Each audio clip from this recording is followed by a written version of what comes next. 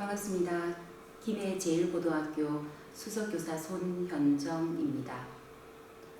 현장교육의 실제라는 주제로 강의 제안을 받고 고민을 좀 많이 했습니다. 대학교에서 교사를 꿈꾸며 공부를 하고 있는 여러분들에게 어떤 이야기를 들려드리는 것이 도움이 될까 많은 생각을 했는데요. 여러분들이 교사로 현장에 오면 제일 잘해야 하는 것이 가르치는 일입니다. 교사의 가르치는 일은 교육과정 틀 속에서 수행되어지는 활동이기 때문에 현장에 있는 선생님들이 교육과정을 위해서 수업을 어떻게 준비하는지 이야기를 들려드리는 것이 도움이 되겠다라는 생각을 했습니다. 특히 최근은 2015 개정 교육과정에서 2022 개정 교육과정으로 변하는 어떤 단계적 이행 시기에 있기 때문에 현장은 굉장히 지금 많은 변화를 겪고 있고 그 과정에 선생님들은 또 많은 어려움을 토로하고 있습니다. 특히 저는 고등학교에 근무를 하고 있는데 2022 개정 교육과정은 고등학교에서 큰 변화를 예고하고 있습니다. 그래서 고등학교에 지금 새롭게 도입되고 있는 고교 학점제와 그 고교 학점제 도입에 따른 수업과 평가 설계의 어려움을 좀 구체적인 사례를 통해서 여러분들에게 이야기를 들려드리도록 하겠습니다. 그래서 제가 제목을 고교 학점제 도입과 수업 평가의 변화로 한번 잡아봤습니다. 여러분들도 고등학교에 도입되는 고교 학점제에 대해서는 이야기를 많이 들어보셨을 거라고 생각됩니다. 이 고교 학점제는 학생들의 진로 특성에 맞게 배움을 제공하는 그런 맞춤형 교육과정을 구현하겠다라는 취지로 도입된 것입니다.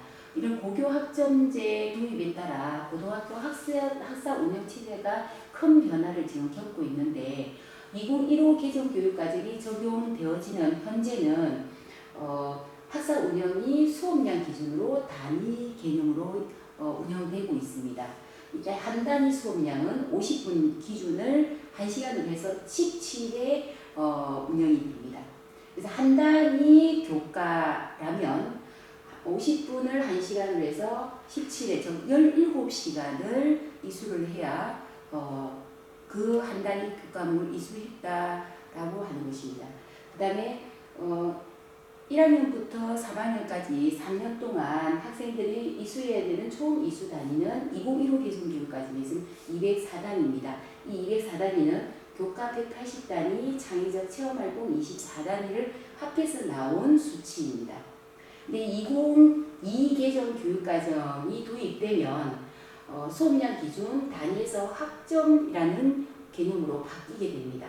이 1학점은 50분 기준으로 1시간, 50분을 1시간으로 해서 16회 운영을 했을 때 1학점을 이수했다라고 합니다.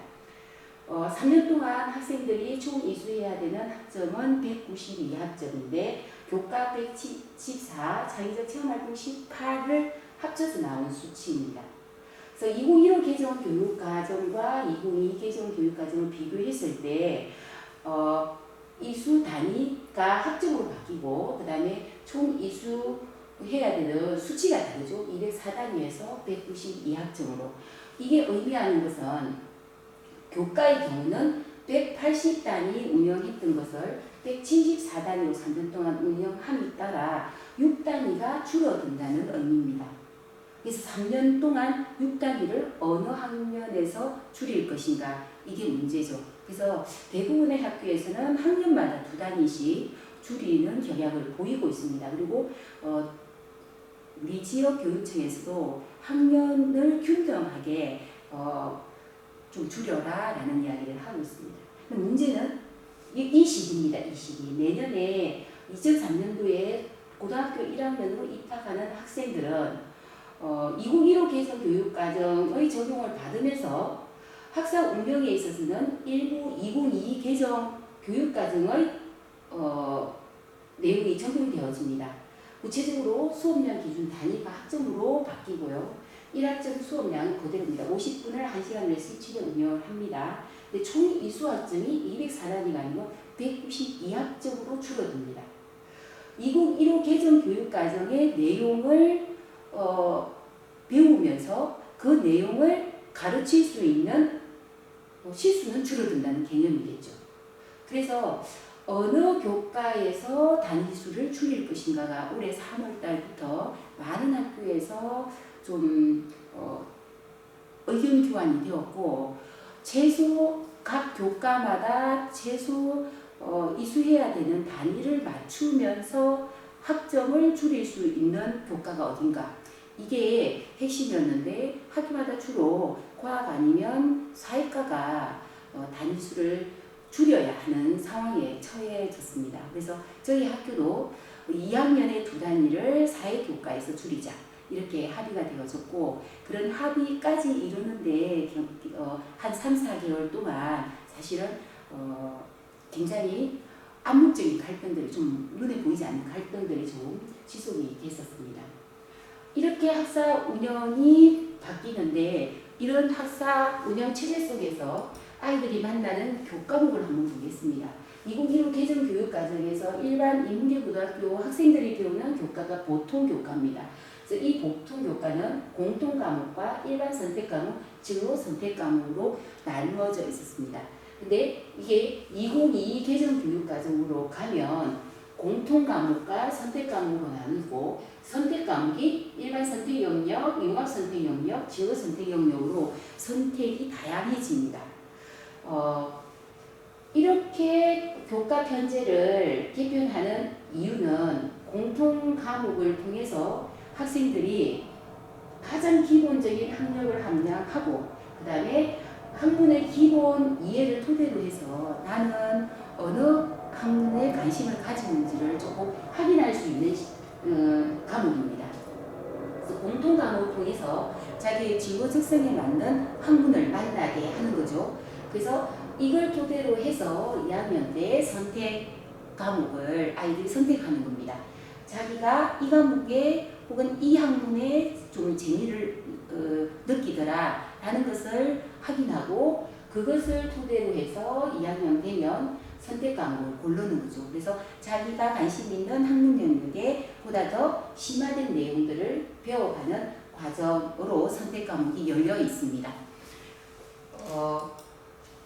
사회 교과를 통해 가지고 2015 개정 교육 과정에서 선택 정도, 그 다음에 2022 개정 교육 과정에서 선택 정도가 아이들에게 얼마만큼 보장이 되어지는지를 한번 보겠습니다.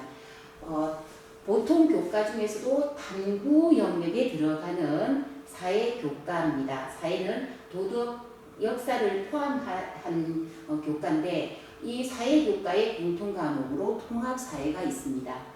그리고 일반 선택 과목으로 지리 영역의 한국지리, 세계지리, 역사 영역으로 세계사, 동아시아사, 일반 사회 영역으로 정치와 경제, 정치와 법, 사회문화, 윤리 영역의 생활과 윤리, 윤리와 사사, 이렇게 과목이 있습니다.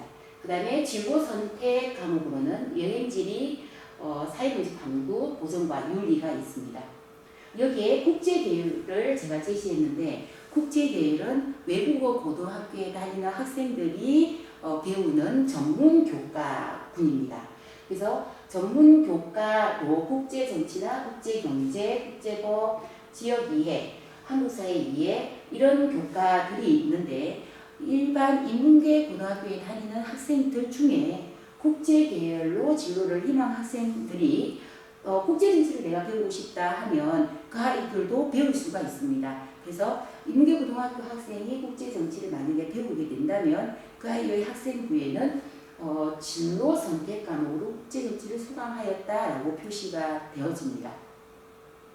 그래서 2015 개정 교육과정에서 사회교과의 선택 과목들은 이 정도였습니다. 그러면 2022 개정 교육과정이 되면서 사회교과의 선택의 폭은 어떻게 변했는지 한번 보겠습니다. 2022 개정 교육과정에서 사회교과의 공통 과목으로 통합사회가 통합사회 1, 2로 나뉘어집니다. 2022 개정 교육과정이 되면 집중이수, 학기제로 이수를 해야 됩니다. 그래서 통합사회 속에 들어가 있는 모든 내용을 한 학기에 다 배울 수가 없기 때문에 이전 2015 개정 교육과정에 통합사회에 들어가 있던 내용들을 통합사회 1교과와 통합사회 2교과로 분리를 분리를 해서 독립된 교과로 운영을 하게 됩니다. 그 다음에 일반 선택으로 지리 영역에 세계시민과 지리, 역사 영역으로 세계사, 일반사회 영역으로 사회와 문화, 그 다음에 윤리 영역으로 현대사회와 윤리가 있습니다. 그 다음 진로 선택으로는 한국지리탐구, 도시의 미래탐구, 지리 영역입니다. 동아시아사 주제탐구는 역사 영역, 그 다음에 일반사회 영역으로는 정치, 경제, 법과 사회, 그 다음 윤리 영역으로는 윤리와 사상, 인문학과 윤리가 있습니다. 이게 국제관계 이해 과목이 진로 선택 과목으로 들어와 있습니다. 그래서 국제 계열에서 다루던 국제관계와 관련한 내용을 국제관계 이해하는 교과로 진로 선택에 편제가 됩니다. 그 다음에 융합 선택 과목으로는 여행지리, 역사를 탐구하는 현대세계, 사회문제 탐구, 금융과 경제생활, 윤리문제 탐구, 그 다음에 최근에 기후에 대한 세계적인 관심이 일어나면서 기후교육이 강조되고 있죠. 그래서 사회교과에 융합선택 과목으로 기후변화와 지속가능한 세계라는 새로운 과목이 들어옵니다. 분명히 2015 개정 때보다 2022 개정 때 학생들을 선택할 수 있는 교과가 많이 확대가 되었죠. 공통 과목은 아까도 이야기했던 것처럼 아이들이 진로에 맞는 과목을 선택하기 위해서 안내하는 시기에 배우는 과목입니다. 그래서 과목 선택 준비를 위해서 이 공통 과목은 그대로 유지가 되고요. 그 다음에 진로 선택 과목들인데 이런 진로 선택 과목이 굉장히 다양하게 편제가 되면서 과연 학생들의 학습권이 많이 보장될 수 있는가에 대한 의문이 많이 제기가 되고 있습니다. 그 이유는 우리 학교의 한 학생이 국제관계 이해라는 과목을 수강하고 싶다고 했을 때 한 명의 희망 학생을 보고 과목을 개수를 할 수가 없거든요. 그래서 소수의 학생들이 희망하는 과목을 아이들에게 배울 수 있는 기회로 열어주기 위해선 지금 가동기적으로 2017년부터 공동교육과정을 운영하고 있습니다. 그래서 우리 학교에 국제관계 이해를 듣고자 하는 학생이 한 2명 정도 있어요. 그러면 지리적으로 가까운 인근에 있는 고등학교 학생 중에 국제관계 이해를 듣고 싶어하는 학생을 모으는 겁니다. 그래서 이런 주변의 여러 학교의 수강 희망생들을 모아서 정규 수업이 아닌 방과 후에 혹은 주말에 교육과정을 운영하는 겁니다. 정상적인 교육과정이지만 정규 시간이 아닌 방과 후 혹은 주말에 운영하는 학교 간 공동교육과정이 있고요. 그 다음에 희망하는 학생이 있는데 그 학생이 소재하고 있는 지역에는 학교가 하나밖에 없어요. 그러면 이 교과를 희망하는 학생들을 모을 수가 없잖아요.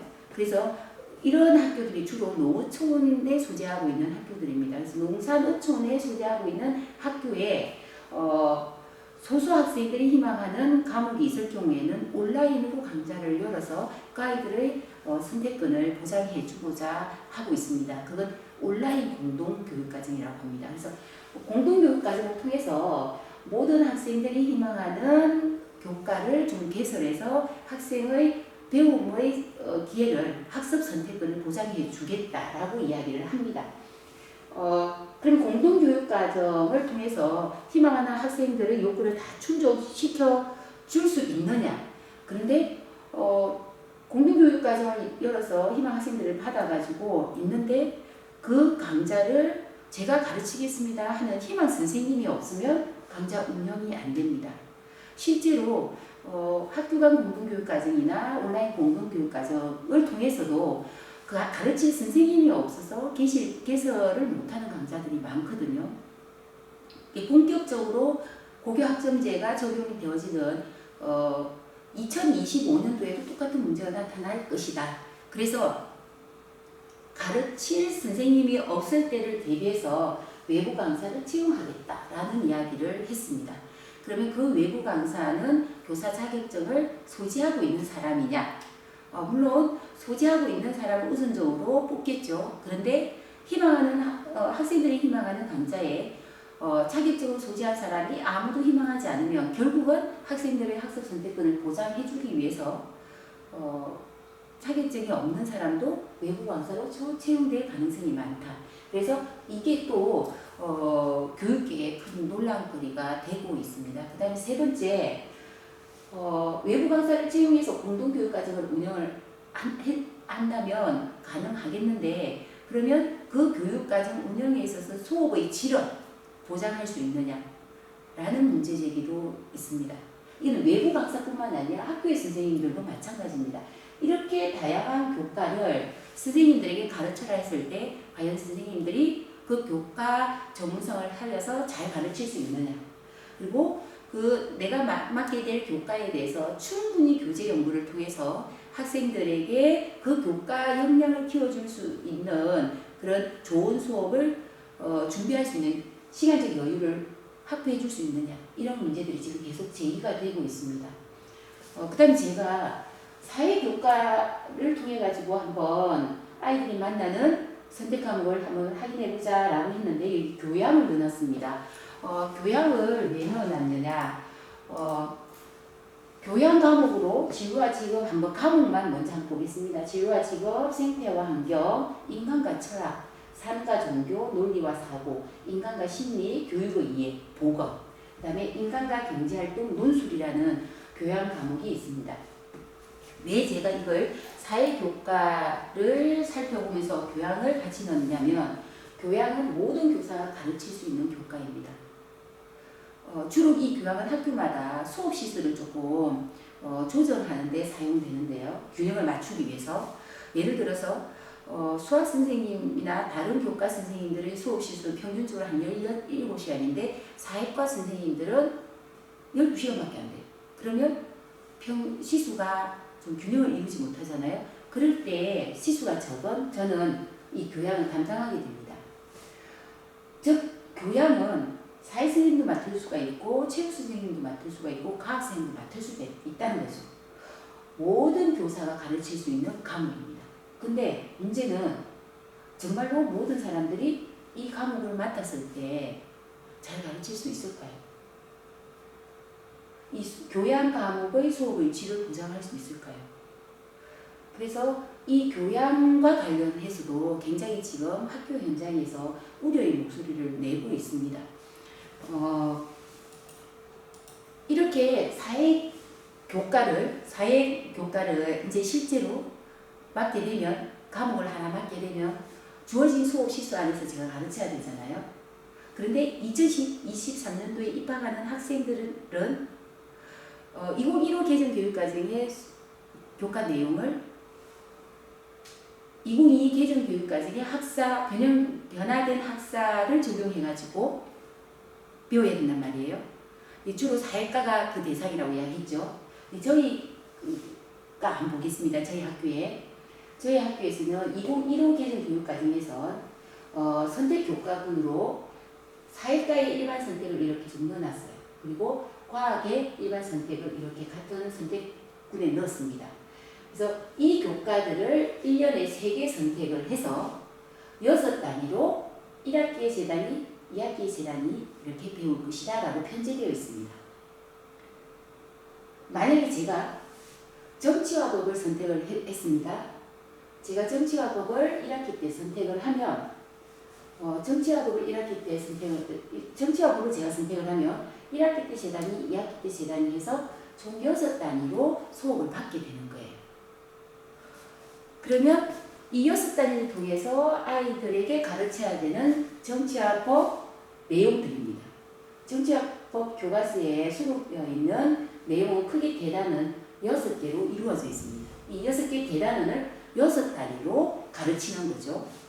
그런데 2023년도에 입학하는 학생이 2학년이 되어서 정치화법을 선택을 했다고 한번 보겠습니다. 정치하고 똑같습니다. 이 과목들이 같은 선택군에 모여 있는데 2022 개정교육과정을 준비하는 단계적 이행 시기에 입학하는 2023년 입학생이 2학년이 됐을 때는 이 선택군에서 1학기에 2개, 2학기에 2개, 총 4개의 선택 과목을 선택할 수 있습니다. 총 4개 과목을 선택할 수 있는데 선택한 4개 과목은 각각 몇 단위씩이냐? 4단위씩 이수를 하면 됩니다. 그 제가 만약에 1학기에 정치화법을 선택을 했습니다. 그럼 1학기에 정치화법 선택하면 이 정치화법을 4단위 이수하면 되는 거예요. 그런데 그럼 아까 전에 우리 학교에 2022학년도에 입학했던 학생들은 정치화법을 6단위 이수해야 됐었습니다. 근데 여기 2023년도에 입학한 학생은 정치화법을 4단위 이수하면 됩니다. 그런데 내용은 어떻느냐? 교과 내용은 똑같습니다. 6개의 대단원을 6단위로 가르치다가 6개의 대단원을 4단위 만에 다 가르쳐야 되는 겁니다. 그래서 사회과 선생님들이 시수 조정을 하면서 굉장히 불만의 목소리가 높았고, 이렇게 많은 수업량을 6단위가 주어졌을 때도 다 가르치기 어려웠는데 4단위 만에 어떻게 가르치느냐 라고 좀 불만의 목소리가 높았습니다. 그리고 실제로 도교육청에 이런 불만을 제기를 했습니다. 그랬을 때 장학사에 돌아온 답변이 뭐였냐면, 그래서 교사들에게 교육과정 재구성의 자율성을 줬다라고 이야기해요. 주어진 교육과정 속에서 주어진 수업 내용을 마무리하기 위해서 너희들에게 교육과정 재구성을 주었다. 그래서 교육과정 재구성을 통해서 다 가르쳐라. 만약에 수업 시수가 부족해서 다 가르칠 수 없다라는 그 말은 나는 교사로서 교육과정 재구성의 능력이 없다라고 이야기하는 것과 똑같다. 이런 답변이 들어왔습니다. 그래서 학교에서 교육과정 운영에 있어서의 문제점은 이제 누구 탓도 아니라는 거예요. 교사 개인의 탓입니다. 학교의 탓이고. 지금 이제 가두기가 지나고 본격적으로 2022 개정 교육과정이 도입되는 2025년도부터는 좀 그럼 괜찮은 것인가? 왜냐하면 2025년도부터는 완전히 새로운 교육과정이 적용이 되잖아요. 그러면 2022 개정 교육과정에 맞춰서 분명히 내용도 새롭게 재구성되어서 나올 거란 말이에요. 그래서 2022 개정 교육과정에서는 학기 단위로 운영이 되기 때문에 정치와 법 교과서가 독립된 정치 교과서와 독립된 법과 사회 교과서로 분리가 되어집니다. 2015 개정 교육과정에서 정치와 법에 다 수록되었던 내용이 정치 영역은 정치 교과서에, 정치가 교과에, 그 다음에 법과 사회 영역은, 법의 영역은 법과 사회 과목에 들어가게 되는 거죠. 제가 2022 개정 교육과정에 적용될 교과 내용과 관련한 검토를 한번 한 적이 있었어요. 그래서 검토를 해봤는데 분명히 사용할 수 있는 수업 시수가 주면 수업 내용도 줄 것이다. 약간 기대했어요. 약간. 그래서 기대감을 가지고 내용을 봤는데 크게 내용은 줄지 않았더라고요. 오히려 법과 사회에서 개인과 생활과 법 단원에서는 부동산에 대한 내용이 더 추가되었고, 사회생활을 보면서는 학교 폭력과 관련된 내용이 더 추가해서 들어와 있더라고요. 그래서 2022 개정 교육과정 속에서도 선생님들이 주어진 수업 시수에서 가르쳐야 되는 수업 내용을 교육과정 재구성하지 않으면 제대로 다 가르치기 어렵겠구나라는 생각을 했었습니다. 이처럼 학교 현장에 있는 선생님들 굉장히 어렵습니다. 특히 교육과정이 바뀔 때마다 현장 선생님들 어려움이 제일 크다고 보시면 되는데, 학교에 발령받고 들어와서 신규 선생님들이 제일 어려워하는 지점이 뭐냐면, 나는 교사가 되면 가르치기만 잘하면 될 것이다 라는 기대감을 좀 가지고 있었대요.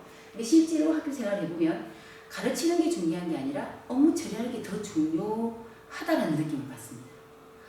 어느 연구단체에서 현장에 있는 선생님들을 100이라는 비중으로 선생님들 생활을 한다고 봤을 때, 학교 생활을 한다고 봤을 때 수업과 관련한 연구를 하는 비중이 40이라면 수업 이외의 행정 업무라든지 생활치료와 같은 업무를 수행하는데 투자하는 비중은 한 43 정도 되더라라는 보고서를 제가 본 적이 있어요.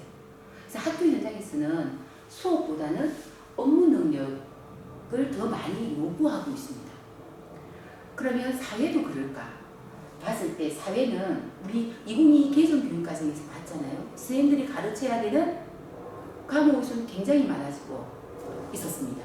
그리고 그 가르쳐야 되는 과목의 내용은 별로 줄지 않았는데 나한테 주어지는 시수는 자꾸 줄어들고 있는 상황입니다. 그러면서 부족한 시수임에도 불구하고 이 내용을 다 가르치는 것은 너희 교육과정 제우수 역량에 달려있다라고 이야기하지 않습니까? 그래서 사회는 교사들에게 업무 능력을 요구하지 않습니다. 수업 전문성을 요구하고 있습니다. 이전보다 더 많이 요구하고 있습니다. 여기서 말하는 수업 전문성이라는 것은 내가 담당하는 교과에 대한 전문성이고 그 다음에 교과 내 혹은 교과 간에 통합할 수 있는 전문성이고 심지어는 교양을 가르칠 수 있는 인문학적 소양까지도 선생님은 갖춰야 된다고 이야기하는 것입니다. 굉장히 다양한 것을 선생님들에게 요구하고 있는 거죠. 그러면 이런 역량들을 기르기 위해서 선생님들이 정말 개인적인 시간을 써야 되느냐. 학교 안에서 이런 역량들을 기를 수 있는 충분한 시간들은 주어져야 되지 않느냐. 이런 좀 불만의 목소리가 사실은 현장 교사들에게 굉장히 높다는 것을 알려드립니다. 그게 굉장히 어렵더라고요. 이런 상황 속에서 선생님들은 주어진 수업량을 제한된 수업 시수 속에서 교육과정을 제우성 통해가지고 가르치는데 어떻게 가르치느냐? 잘 가르치라고 이야기합니다. 잘 가르쳐라. 그래서 2022 개정교육과정에서 잘 가르치기 위해서 교과 교육과정 안에 뭐라고 이야기하느냐? 깊이 있는 학습이 되도록 가르쳐라라고 이야기합니다. 그럼 깊이 있는 학습은 어떤 학습이냐? 학생들의 삶과 연계한 어떤 경험을 제공하는 학습이 될 때 깊이 있는 학습이 이루어진다. 그리고 교과 내 혹은 교과 간의 배운 내용을 서로 연결하고 통합해서 어떤 문제를 해결하는데 적용하는 기회가 많이 주어졌을 때 깊이 있는 학습이 이루어진다. 그리고 학생들 스스로가 내가 지금 어떻게 배우고 있고 내가 어떻게 문제 해결을 했는지를 스스로 성찰할 수 있는 기회를 줬을 때 깊이 있는 학습을 할 수 있다라고 이야기를 합니다. 이런 깊이 있는 학습이 이루어질 때에 미래 사회에 필요한 역량을 기를 수 있다라고 제시하고 있습니다. 그래서 역량을 길러주는 수업이 좋은 수업인데 이 역량을 길러주는 수업은 아까도 이야기했듯이 삶과 연계한 어떤 학습의 경험 그리고 그 학습의 경험은 답을 알려주는 것이 아니라 말로서 설명하는 경험이 아니라 문제 상황을 던져줘서 아이들이 그 문제를 자기가 알고 있는 지식 혹은 교과에서 배운 지식을 적용해서 이 문제 상황을 스스로 해결해보는 경험을 시키는 것이 의미 있는 학습을 시키는 것이고 깊이 있는 학습이 가능하게 하는 것이다 라고 이야기를 합니다. 그래서 이런 수업을 설계하려면 결국 교사는 무엇을 알아야 하는가를 잘 이해하고 있어야 된다. 그리고 이 알아야 되는 것을 학생들이 알게 하기 위해서 수업 시간에 내가 어떤 경험을 학생들에게 제공할 것인가에 대한 설계가 서 있어야 된다. 그리고 아이들이 어떤 경험을 통해서 알게 되었다면 무엇을 할 수 있을 것인가도 선생님은 알고 있어야 된다. 그리고 그 할 수 있는 것을 내가 무엇을 통해서 확인할 수 있는지도 설계할 수 있어야 된다. 라고 이야기를 합니다. 그래서 가르치는 수업 이전에는 어떤 문제 상황을 학생들이 문제 해결하는 경험을 통해서 배우는 게 아니라 선생님이 다 답을 가르쳐 줬잖아요. 그래서 이런 가르치는 수업으로는 깊이 있는 학습이 이루어지지 않고 역량을 길러줄 수 있는 수업이 되지 않는다. 그래서 학생들 스스로가 사고를 하는 수업, 그런 수업을 배움 있는 수업이라고 합니다. 그래서 가르치는 수업이 아니라 배움 있는 수업을 제공하라 라고 이야기를 하고 있습니다. 그러면 이런 배움 있는 좋은 수업을 하려면 교사는 뭘 해야 되느냐? 교사는 뭘 준비해야 되느냐? 가장 기본적으로 중학교 교사는 내 교과 지식에 대해서 완전히 알고 있어야 된다. 어렴풋이 대충 알고는 사실 아이들에게 가르쳐야 되는 지식을 어떤 경험을 통해서 알게 할 것인가에 대한 설계를 할 수가 없다라고 이야기합니다. 그래서 자기 교과 지식에 대한 전문성을 확보하는 것이 가장 우선되어야 한다. 그 다음에 이 지식을 어떤 학습 경험을 통해서 어떤 지점에 도달시켜야 되는가를 교육과정을 읽고 파악해야 됩니다. 그래서 두 번째, 교육과정을 읽어라 라고 이야기를 합니다. 이렇게 교육과정을 읽고 나면 주어진 수업 시수 안에서 내용 양을 적절하게 잘 재구성해서 수업을 할 수 있고 그 다음에 평가를 할 수 있다라고 이야기를 하고 있습니다. 굉장히 추상적인데 제가 국제정치 수업을 맡게 되었을 때 느꼈던 그 당혹감 그리고 그 당혹감을 어떤 과정을 거쳐서 좀 극복을 했는지 소개를 해드리도록 하겠습니다. 제가 2018년도부터 국제정치 수업을 맡게 되었습니다.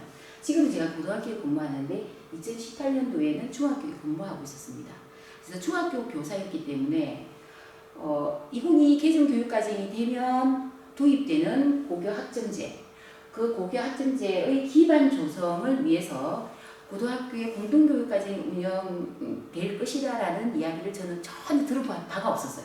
저하고 상관이 없는 교육과정 이야기이기 때문에 처음 2018년도에 도에 자학관님으로 전화를 받았을 때 고교학점제가 뭔지도 모르고 온라인 공동교육과정이 뭔지도 몰라요 라고 이야기를 했었거든요. 그러니까 자세히 이걸 설명을 해주더라고요. 그러면서 저 노구촌 지역에 있는 아이들 중에 국제정치를 수강하고자 하는 학생들이 있다. 근데 그것을 가르칠 선생님이 없다. 알고 있는 인근의 고등학교 선생님들한테 전화로 부탁을 다 드렸지만 흔쾌히 수업을 해드리겠습니다 하는 선생님들이 안 계셨다라고 이야기를 하더라고요.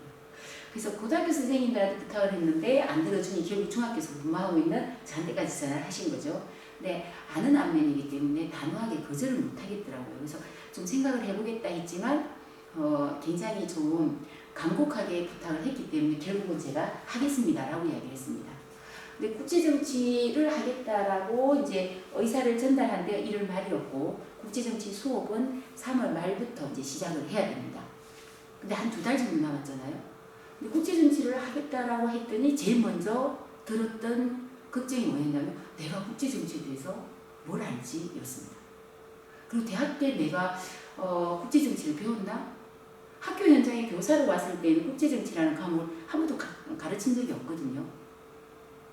그리고 일반 인문계 고등학교에서는 국제정치 과목을 안 가르쳐요, 잘. 그래서 가르친 적도 없고 대학 때 국제정치와 관련해서 배운 기억도 없습니다. 근데 가만히 떠올려 보니 대학 때 국제연합 진짜 많이 배웠던 것 같네? 라는 생각이 나더라고요. 근데 국제연합만 알아서는 국제정치를 가르칠 수가 없잖아요. 그래서 제일 먼저 제가 했던 게 남아있는 2달 동안 국제정치 공부를 하자. 교과 지식을 쌓자였습니다. 그래서 국제정치 교과 지식을 쌓기 위해서 제일 먼저 했던 게 국제정치 교과서를 사서 교과서를 처음부터 끝까지 꼼꼼하게 읽는 것이었습니다. 국제정치 교과서는 부산광역시 교육청에서 만든 1개의 종류밖에 없습니다. 그래서 다 읽고 여기 초반은 1, 2단원은 주로 국제정치 학과 관련된 학문적인 내용이 많습니다. 그래서 국제정치 이론에 대한 공부가 좀 충분히 되어야 되겠네라는 생각을 했습니다. 그리고 고등학생들이 어려워하는 국제정치의 이론을 쉽게 풀어놓은 책이 국제정치 이야기라는 책이었어요. 그래서 이걸 읽으니까 교과서에서 이야기하는 국제정치와 관련된 이론을 그래도 조금 수월하게 좀 더 쉽게 이해는 되더라고요. 근데 이것만 가지고는 안 되겠다는 생각이 들어서 제가 아는 지인에게 국제정치와 관련한 책을 좀 구해달라 그랬었어요. 그 지인이 외무고시를 준비하고 있었거든요. 그래서 자기가 공부하고 있던 국제정치 학이다 하면서 주더라고요.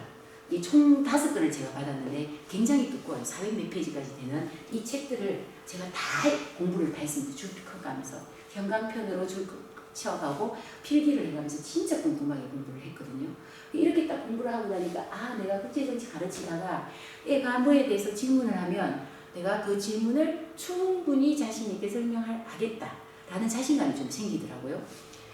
이렇게 국제정치 공부를 하고 나서는 우리 국제정치 교과서의 1, 2단원은 이론적인 부분이고 그 다음에 3단원은 국제분쟁, 국제관계 속에서 실제로 발생하는 국제분쟁들에 대한 이야기가 나와요.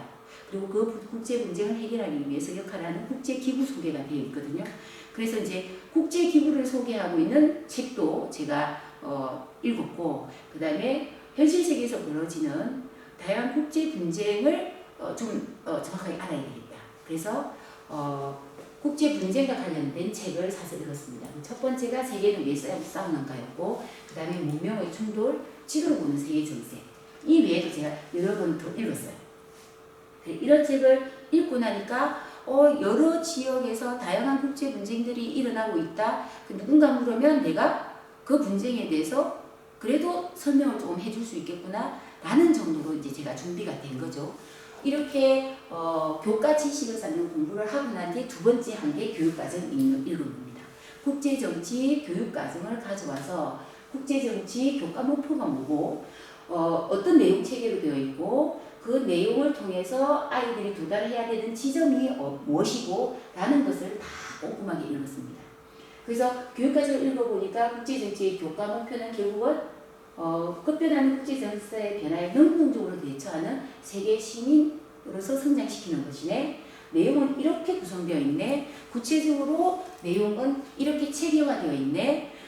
내용을 보니까 국제정치 이해라는 첫 단원부터 해서 국제분쟁과 해결, 국제관계와 외교, 우리나라와 국제정치 총 4개의 큰 단원으로 구성되어 있네 라는 것이 파악이 됐습니다. 그래서 각 내용에 그 학습을 통해 가지고 아이들이 무엇을 할 수 있는지를 정리해 놓은 성취 기준을 그 다음에 읽었습니다. 그래서 이 성취 기준을 보면 이 부분에서 꼭 빠뜨리지 않고 아이들에게 배우게 해야 되는 내용 요소가 뭔지를 확인할 수가 있어요. 그리고 그 내용 요소를 아이들이 배웠을 때 아이들은 무엇을 할 수 있는지, 즉 아이들이 할 수 있는 도달 지점까지도 다 성취 기준에는 서술이 되어 있습니다. 그래서 성취 기준을 좀 꼼꼼하게 읽었습니다. 1단원의 성취 기준은 5개였고 2단원의 성취 기준 3개, 3단원의 성취 기준 4개, 그 다음에 5단원의 성취 기준 5개에서 전체 내용에 포함되어 있는 성취 기준이 총 17개입니다. 근데 국제정치가 2단위 교과거든요. 2단위는 34시간 수업을 해야 된다는 거죠. 그러면 평균을 내봤을 때 각 성취 기준마다 2시간 수업을 통해서 도달해야 된다는 거예요. 그래서 이렇게 수업 시수까지 제가 하기를 하고, 그러면 국제정치 수업은 실제로 어떻게 방향을 잡아야 되는가.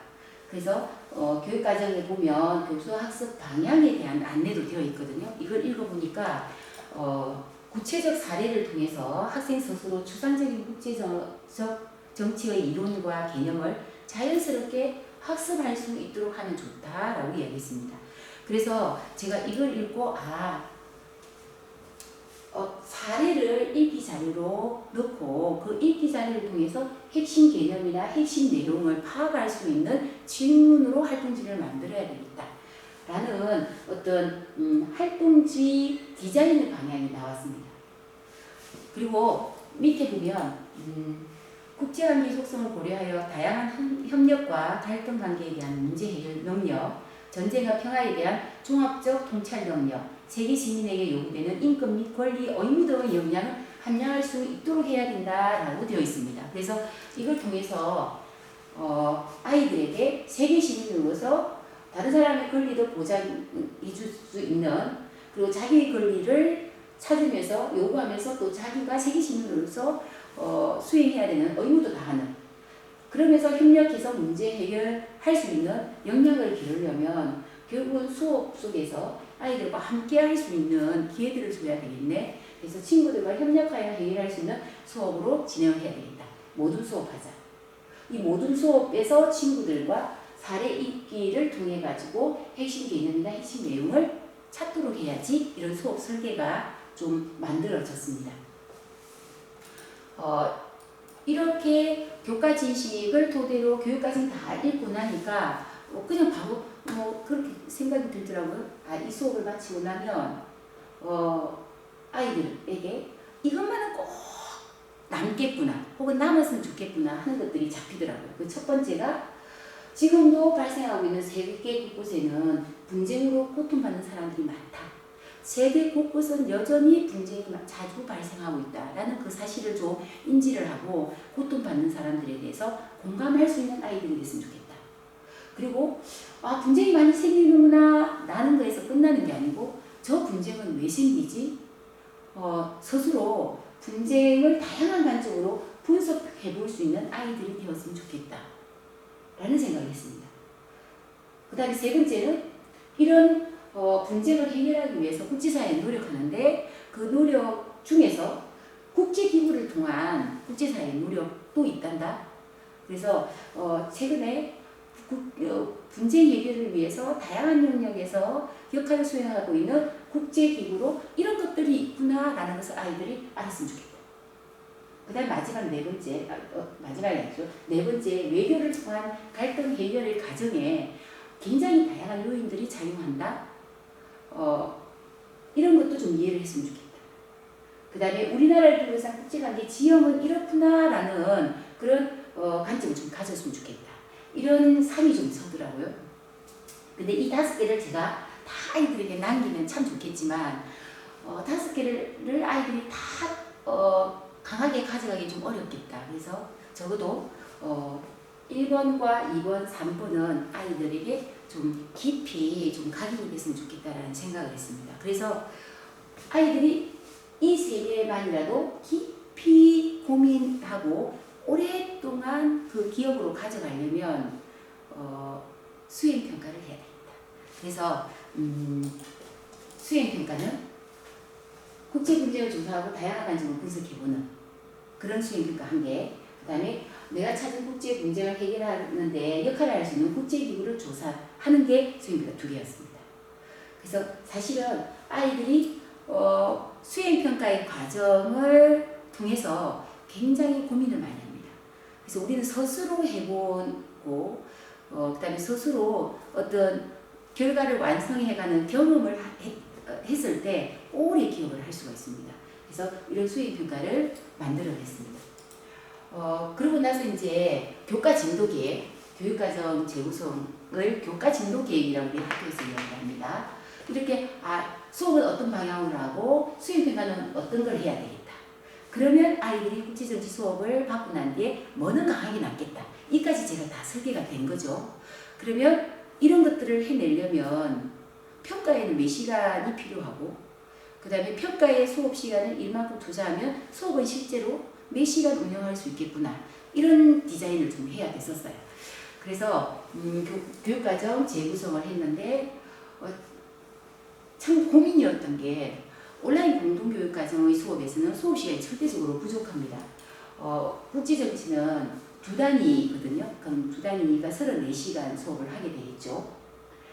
정규 교육과정에서 국제정치를 하면 2시간씩 매주 아이들을 만나게 됩니다. 그런데 온라인 공동교육과정은 여러 학교의 학생들을 모아놨기 때문에 지필고사 기간에 그 학생들이 일주일 전에 공부를 할 수 있게끔 수업을 진행을 하지 말라고 그래요. 그래서 1차 고사 때, 2차 고사 때 시험 기간에 처음에서는 시험 기간 있는 앞뒤 일주일씩은 거의 수업을 못합니다. 왜냐하면 여러 학교에 있다 보니까 시험 기간이 2주가 이렇게 좀 다른 거예요. 그래서 이렇게 시험 기간을까지 배려를 해주니까 실제 아이들을 수업으로 만날 수 있는 기회가 많이 없는 거예요. 그래서 결국은 이 아이들을 만났을 때 1학기 때 최대 몇 번 만날까 봤더니 12회는 굉장히 많이 만난 거예요. 주로 지금도 국제정치 수업을 하는데 10번에서 11번 정도 만납니다. 이런 10번에서 11번, 많게는 12번까지 간다 하더라도 한 번 수업할 때마다 3차 시 내지 4차 시 수업을 진행을 해야 돼요. 그것도 온라인으로. 그런데 3시간, 4시간 수업을 하면서 교사가 일반적으로 설명식 수업을 한다? 그럼 교사도 굉장히 힘들 것이고 그 다음에 학생도 수업에 집중을 할 수가 없습니다. 그래서 이렇게 교사도 덜 힘들고 학생도 수업에 몰입할 수 있게끔 온라인에서 수업을 진행을 하는 방법은 교사의 일반적인 설명식 수업이 아니네. 근데 나는 어떤 수업을 하려고 했지? 모든 수업을 하려고 했잖아요. 그래서 온라인상에서 모든 수업을 했습니다. 그 다음 아이들이 내 온라인 공동교육과정에서 국제정치를 수강하려고 희망하는 학생들은 학교에서 성적이 좀 좋은 아이들이었습니다. 더 좋은 자기 국제계열 진로로 진로로 진학을 희망하는 학생들로 그래도 국제정치 이 과목을 수강해서 학생부에서 좀 더 유리한 상황에서 좀 대학을 진학하려고 하는 학생들이거든요. 그래서 그 학생들에게는 뭐가 제일 중요하냐면 세부 특기사항이 제일 중요해요. 그래서 국제정치와 관련된 교과 역량이 드러나는 세특에 대한 학생들의 기대가 높을 것인데 그러면 이 세특을 어떻게 적을 것인가? 저는 아까 전에 수행평가 이야기했잖아요. 제가 세웠던 수행평가 1, 2가 국제정치의 교과 역량을 충분히 학생들한테 발현시킬 수 있는 역량인가? 수행평가인가? 그래서 봤을 때 저는 그렇다라는 생각이 좀 들었었어요. 그 다음에 이 세특에서 학생들의 다양한 역량도 관찰해서 기록을 해야 되는데 만약 일반적으로 설명식 수업을 한다면 학생들을 관찰할 수가 없어요. 근데 저는 모둠 수업을 했잖아요. 그 모둠 수업 속에서 이 아이는 특히 어느 영역에서 관심이 많고 잘 알고 있네. 그리고 모를 때는 얘가 어떻게 하네. 이런 것들을 제가 좀 모둠 하는 과정을 관찰하면서 파악이 됐었습니다. 그래서 그건 세특으로 가져오는데요. 그리고 수행평가를 통한 교과 역량들도 세특에 적어줘야 되는데 보고서만 가지고는 학생이 그 교과 역량을 어떻게 성장시켜 나갔는지를 파악하기가 힘듭니다. 그래서 이 조사한 보고서를 발표를 시켜 봄으로 해서 학생이 어떻게 지적 성장을 했는지 이 자료를 조사하는 과정에서 성장을 했는지를 그나마 파악할 수 있습니다. 그래서 수행평가를 발표시켜야 되겠다는 생각을 했어요.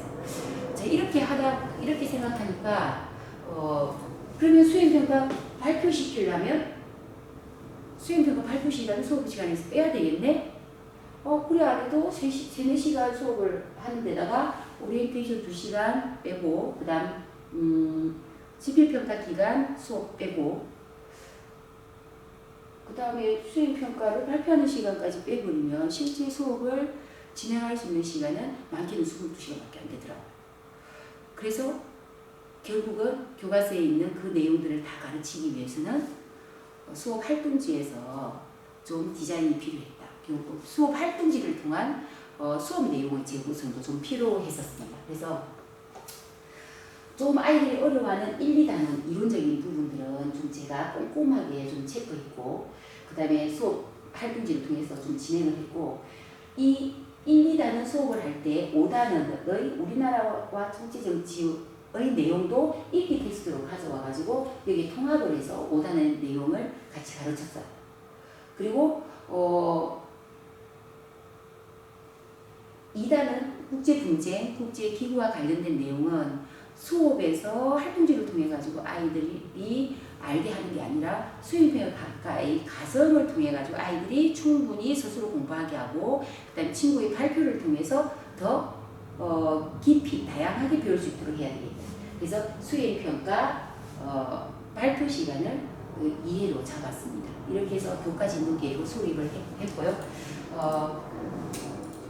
그래서 국제정치와 관련한 실제 수업 시간에 사용했던 활동지를 한번 보겠습니다. 이거는 국제정치의 행위주체라는 교과서에 수록된 내용입니다. 교과서는 다 설명이 되어 있습니다. 국제정치 행위주체의 가장 기본적인 행위주체인 국가에 대한 설명을 이렇게 해놨고요.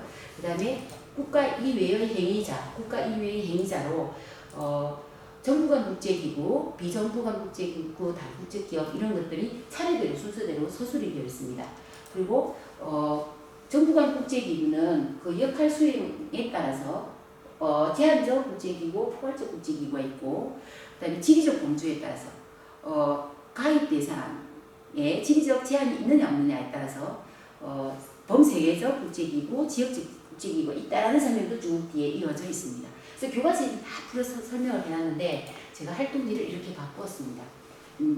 읽기 자료 1-1에는 국가와 국가 이외의 행위 주체를 설명하는 교과서의 내용을 설명하는 문장을 그대로 읽기 테스트로 가져왔습니다. 그리고 교과서에서 소개하고 있는 국제기구의 종류를 자료 1-2에 넣었습니다.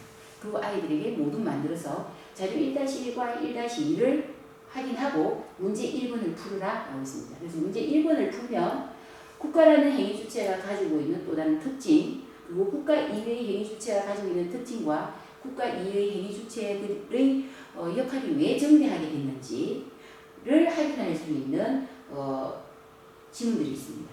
그래서 이 문제를 푸는 과정에서 애들이 계속 이 지문을 만납니다. 자연스럽게 국가를 이런 걸 국가라고 하는구나, 정부와 국제기구는 이런 걸 정부와 국제기구라 하는구나, 애들이 스스로 확인할 수 있는 활동의 과정들입니다. 그 다음에 문제 2는 이 앞단에서 배웠던 국제체제의 변천 과정을 다시 한번 아이들이 만날 수 있게 좀 넣었고, 국제체제의 특징을 알면 그 체제에서 큰 역할을 했던 정치 주체가 누구인지를 찾을 수가 있습니다. 이것도 하게 했습니다. 그 다음에 1-2에 있는 다양한 국제기구들을 정부간 국제기구와 비정부간 국제기구로 분류를 한번 해봐봐라. 만약에 이 기구가 뭔지를 잘 모르겠다, 검색해라. 제가 설명하는 게 아니고 아이들이 검색을 통해서 친구들을 찾아가면서 이거는 뭐 하는 거네, 가입한 나라들은 누가 있네, 이런 것들을 찾아가면서 분류를 합니다. 그 다음에 이런 작업이 끝나고 난 뒤에 위에 정부간 국제기구를 너가 기준을 세워서 한번 분류해 볼래? 교과서도 배부가 안 됐었어요. 근데 아이들이 교과서 앞에서 설명했던 거 있잖아요. 교과서에 설명하는 제한적 국제기구, 포괄적 국제기구, 이거는 역할 및 기능에 따라서 분류할 수 있다. 그 다음에 지리적 범주에 따라서 범세계적 국제기구, 지역적 기구로 분류할 수 있다. 이걸 다 찾아냅니다. 아이들이. 이걸 보니까 국제정치는 어떤 변화 양상을 가지고 있는 것 같아? 그러니까 세계화와 동시에 지역화가 나타나는데요. 아이들이 그렇게 이야기합니다. 이렇게 수업을 좀 진행을 했었습니다. 그리고 수행평가입니다. 제가 아까 2개의 수행 과제를 잡았다고 했잖아요. 이 수행평가는 1단원과 2단원의 성취 기준을 통합해서 나오는 것이고, 수행평가를 설계하고 난 뒤에 성취 기준에 맞는지도 제가 다시 살펴봤습니다. 그래서 수행평가도 성취 기준에 근거해서 수립을 해야 됩니다. 그래서 이 4개의 성취 기준에 적합한 수행 과제로 1과 2를 잡은 것이죠. 수행 1이 자신이 가지고 있는 영역 또는 지역에서의 갈등 분쟁을 찾고 다양한 관점으로 분석해봐라. 그리고 이 갈등을 해결하는 역할하는 국제기구를 조사해봐라. 제가 처음에 너가 기사 검색을 해서 갈등을 한번 찾아봐라 라고 했었어요. 그랬더니 애들이 우리 아이들은 국제사회를 만날 수 있는 그런 기회들이 별로 없습니다. 그러다 보니 책에서 들었던 분쟁을 굉장히 많이 찾는 거예요. 그게 굉장히 제한적이더라고요. 그래서 좀 다양한 공간에서 일어나는 다양한 분쟁을 아이들이 좀 만났으면 좋겠다. 그래서 아이들에게 이 분쟁을 하는데 이 책을 읽고 한번 해봐라 해서 세계는 왜 싸우는가라는 책을 제가 선물로 줬고, 이 책을 읽고 난 뒤에 관심 있는 분쟁을 하나 좀 더 깊이 관심 있는 분쟁을 정해서 좀 더 깊이 있게 조사해라 라고 이야기를 했습니다. 이렇게 수행평가를 제시하고 구체적으로 수행 활동을 해 나갈 수 있도록 아이들에게 수행 활동지에서 수행 항목을 이렇게 줬어요. 그래서 단계별로 아이들이 조사해가면서 이론적인 부분까지도 좀 같이 수행한 과정에서 한 번 더 돌아볼 수 있도록 항목들을 이렇게 다 제시를 했습니다. 그리고 너가 조사한 이 수행 과제는 나중에 발표해야 돼. 10분에서 15분 정도 발표 자료를 만들어야 돼. 그래서 발표할 게 할 테니 발표 준비도 해라. 그리고 채점 기준은 이렇다. 미리 안내가 나왔습니다. 그리고 발표를 할 때 발표자는 만약에 내가 국제연합을 조사했다면 저는 수업 시간에 국제연합을 굳이 가르치지 않아도 조사하는 그 학생은 국제연합을 알아요. 근데 국제연합을 조사하지 않은 아이는 못 배우게 되는 거잖아요. 그래서 그런 문제를 보완하기 위해서 제가 동료 평가 활동지라는 것을 이 아이들에게 발표할 때 줬어요. 발표자가 발표를 할 때 그냥 듣고 있는 게 아니고 네가 발표 내용을 꼼꼼하게 적어라. 그래서 기록하면서 들어. 그 기록하다가 모르겠으면 질문이라고 체크해놔. 질문도 해야 돼. 제가 이렇게 항목을 줬더니 애들이 굉장히 꼼꼼하게 적었고, 그 다음에 이런 구체적인 사실을 아이가 이런 조사를 통해 가지고 발표를 했는데 발표의 태도는 어땠고 자료 준비에 있어서의 어떤 배울 점은 없었는가, 이런 것들 긍정적인 피드백을 좀 해줘. 지적은 안 돼. 그래서 이런 활동지를 줬더니 발표하는 아이도 공부가 되고 그 다음에 듣고 있는 아이도 공부가 될 수 있도록 했습니다. 이렇게 수행평가를 진행을 하면서 저만 사실은 못했던 게 아니고 이 국제정치 수업을 듣고 난 뒤에 아이들이 저에게 보낸 피드백이 굉장히 좋았어요. 제가 이제 마지막 슬라이드에 그것까지 넣었다가 강의 시간이 제한적이기 때문에 제가 그걸 뺐습니다. 애들이 강의 평가에 그리고 마치고 난 뒤에 1년 뒤에도 톡으로 그 수업이 너무 좋았다 라는 이야기를 굉장히 많이 했습니다. 그리고 특히 어느 부분이 좋았느냐라고 한다면 수행평가를 준비하고 발표했던 그 과정이 참 좋았다고 이야기합니다. 굉장히 어려워했거든요, 아이들이. 근데 어렵게 수행을 했기 때문에 오래 기억이 남는 것 같아 라는 이야기를 좀 했었습니다. 그래서 수업을 디자인하려면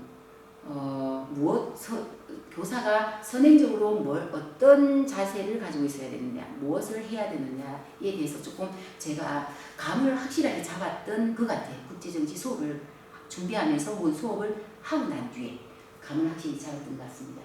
그래서 제가 이제 마무리를 하자면 앞으로 교단에서 여러분들이 현장에 왔을 때 네, 죄송합니다. 학교에서 영상을 찍고 있기 때문에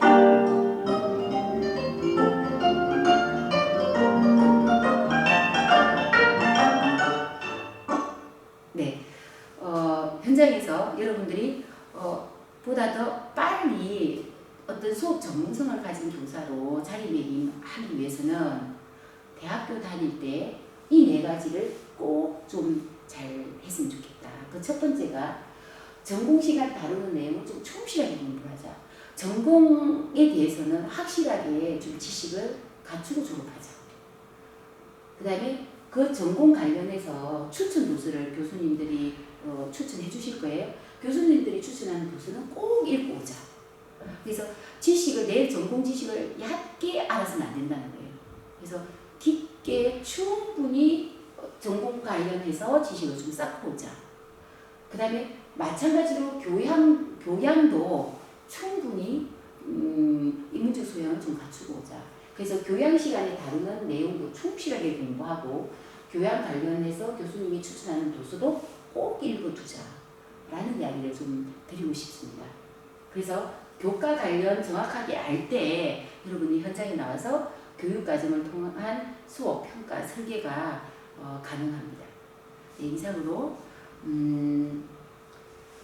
고교 학점제와 수업 평가라는 주제로 현장 교육을 여러분들에게 조금 소개를 해드렸는데 어떻게 들렸는지 잘 모르겠습니다. 현장에 여러분들이 나와보면 내 교과에 대한 자신감이 있는 선생님은 학교 생활을 굉장히 재미있게 합니다. 그래서 여러분들이 전공 교양 관련한 지식을 좀 충분히 갖추고 현장에 왔을 때 행복한 교사로 좀 생활을 했으면 하는 바람입니다. 네, 수고하셨습니다.